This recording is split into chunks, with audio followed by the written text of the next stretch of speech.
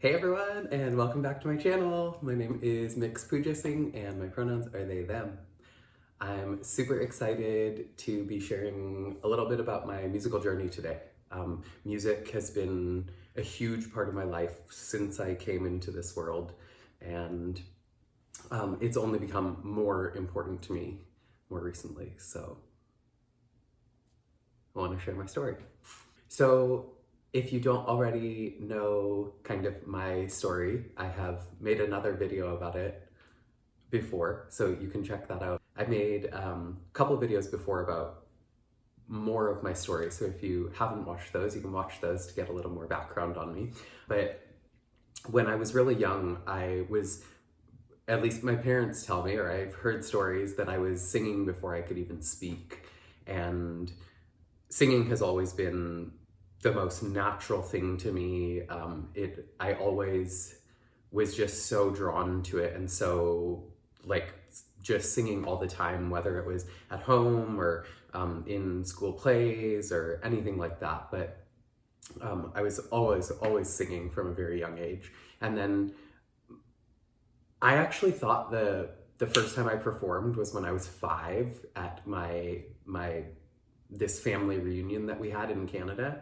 But recently I was talking to my mom about it, and she told me that the first time I guess it wasn't a real full performance, but the first time I went on stage and played an instrument, I was actually 2 and I was in India. It was the first time I had been to India, and we were staying at this hotel, and I guess some musicians had just played, at the restaurant or something, and there was tabla still sitting on the stage, and so I crawled up on the stage and started playing the tabla, which is actually so funny too, because I definitely do not play tabla now, or I never have, even since then. We had tabla in the house when I was growing up, so I would maybe fool around on them a bit, but I've never taken tabla lessons, and I've never been particularly inclined to play tabla. They're quite hard to play and take a lot of work, and I'm trying to work on some other things. So, but anyways, yeah. So tabla, I guess, for the first time I played on stage, and then, like I said, I performed when I was 5 at a family reunion, and I sung "O Canada," the national anthem from Canada, and "Frogs on a Log." I think I have a photo actually of that performance, so I'll throw that in here. And then, so around that time, when I was about 5 or 6, I started taking piano lessons. My parents put me in classical piano lessons, and I didn't particularly like practicing. I loved playing. I loved sitting at a piano and kind of figuring things out and being able to make music, but I didn't particularly like practicing scales and theory and the technical stuff, which now I appreciate it so much, and I'm trying to study it all the time. But at that time, I just wanted to make music, so I wasn't exactly the best student, but I did take piano lessons for about 5 or 6 years. And then during that time, I was also involved in school music stuff. I was doing, just the school plays that I think most kids do, if not all kids, when you're really young. And then kind of as you get older, it gets a little more optional.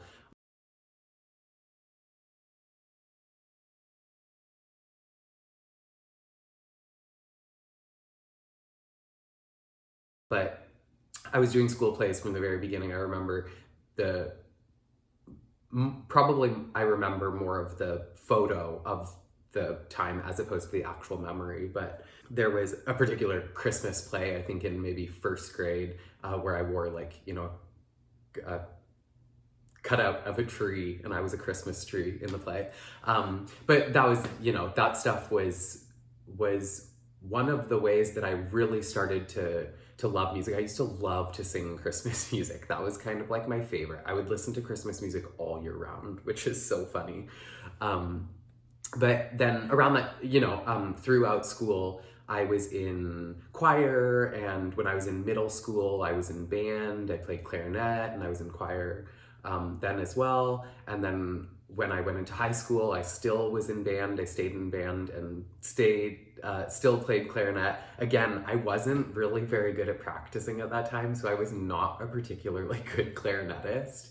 To be honest, I don't even really remember why I chose the clarinet. I think maybe because it was like kind of an easier instrument in a way. And what I really wanted to play was the violin, actually. But that wasn't an option. We didn't have any strings in our band. We were a symphonic band.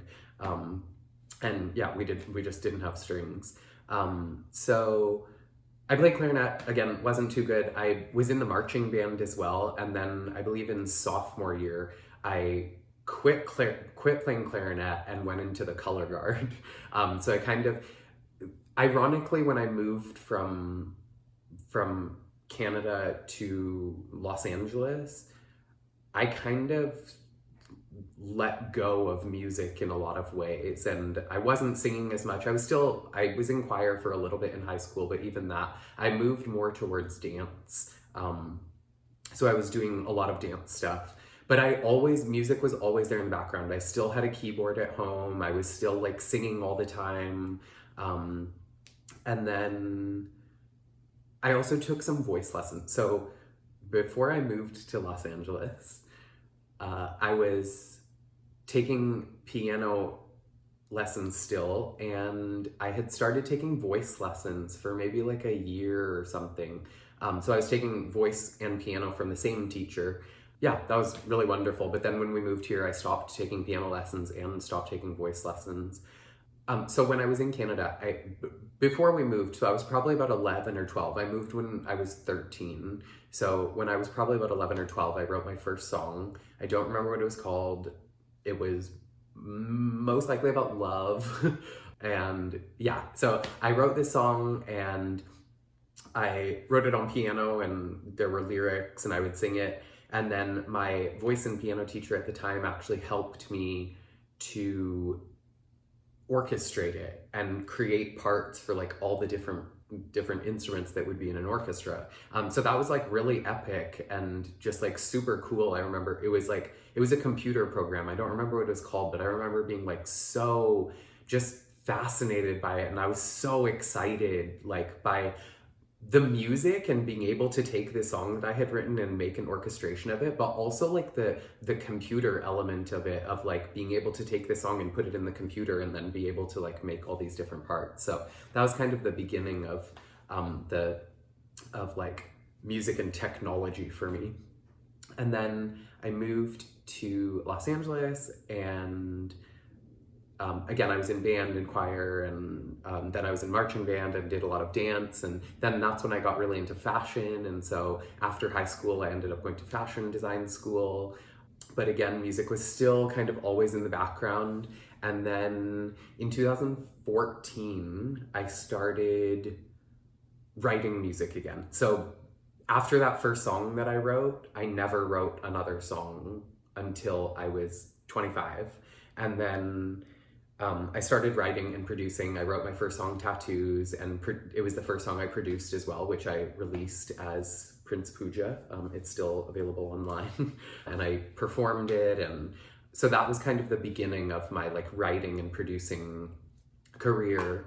And then I just kept experimenting. I was like playing piano still. I was playing a little bit of guitar at that time. And then, yeah, just producing. So I was, playing around with a lot of electronic instruments, and made a few different like singles and EPs, and made a mixtape. And then in 2018, I believe it was 2018, was when I started studying Indian classical music with my teacher in India now, Shri Subhashish Mukhopadhyay, who is wonderful and just so incredibly talented, and it's been really amazing. So I just came up on 3 years of studying with him, so that's been really incredible to dive deeper and deeper into Indian classical music. I'd kind of been getting really into it on my own and kind of studying it as much as I could on my own, but Indian classical music really has to be studied with a teacher. It's not really something you can do on your own too much. I mean, you can obviously get the basics, and there are a lot of great teachers out there with like videos on YouTube, and they do courses and things. So you can kind of get the basics, but to really dive deep into the practice of Indian classical music or Hindustani Shastriya Sangeet, particularly I'm studying North Indian classical music, you really have to study with a teacher. So it's been such a blessing to get to study with him. And I was actually introduced to him by my other friend and teacher, Sheila Bringy, who I now work with in the Sacred Sound Lab with her and her partner, Brent. And so that's been really beautiful too. That actually just started in 2020. So I've been getting to do that, which is another just like deep dive into kirtan and mantra and raga. So over the past few years, I've really been getting more and more into Indian music, classical, folk, kirtan, etc. And I led a couple teacher trainings before the pandemic started, or kirtan trainings, and was leading kirtans for a couple years. I released my first kirtan album in, I believe, 2018 as well, called Heartful of Light. And then I was playing with my kirtan band called, at the time we were called Prince Puja and the Light.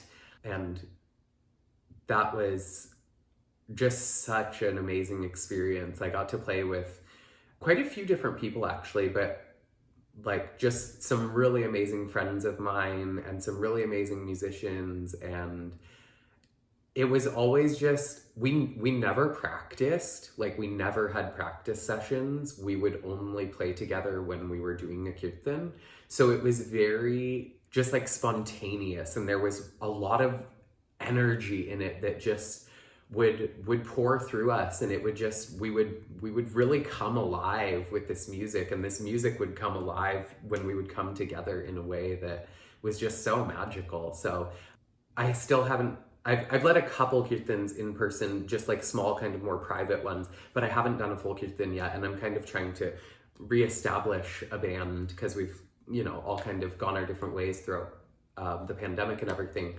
So I'm really excited to be putting together a new band and to be collaborating with different musicians and stuff now. And I've been really focusing on my musical practices. So singing is my main thing, and so that I've been practicing since I started training with my teacher in India. I basically practiced every day since I started. So there were maybe a couple days, I had surgery recently, you know, so I took a couple days off for that. But other than that, I've sung every single day. And then more recently, I've also been playing harmonium every day. I've been studying bansuri for a few years now, and so I kind of go through phases with that. I'll pick it up, sometimes be really consistent with my practice, and then sometimes it goes away for a bit, but still constantly working on that. And then my most recent endeavor is, which has actually been like a lifelong dream of mine, is that I have started playing violin in the past week. So actually 1 week ago I started playing, and I've been practicing every day since then, and I've been really consistent, and I've just been like so deep in it.